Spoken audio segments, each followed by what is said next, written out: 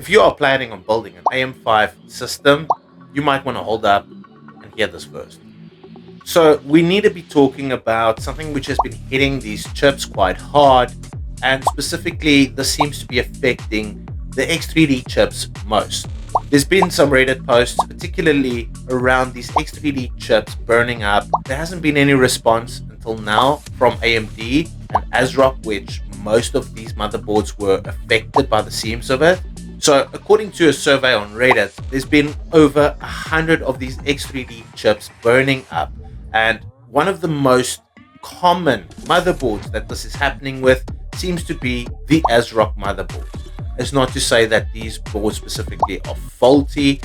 This does happen across the board with a bunch of other boards. These are just being reported on Reddit. There's obviously a bunch of these which aren't even being reported, and it all relates to somewhat the same area being affected. Now, AMD have officially responded to this, and let's cover what the findings are. This ties to what they say seems to be memory compatibility. This has now been patched out with the BIOS update. So obviously there's certain memories which weren't really compatible with these newer chips, which were causing these issues. So if you're planning on building an AM5 platform system, I would suggest that you first update your BIOS. A lot of these motherboards do support a quick flash BIOS update, which doesn't require the CPU or RAM to be inserted to update the motherboard.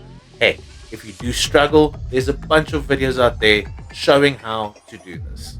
This obviously doesn't affect all builds. Unfortunately, AMD has not confirmed which memory brands / types were causing these issues. Would be great to know, but hey, like I suggested, update your BIOS before doing anything on the system.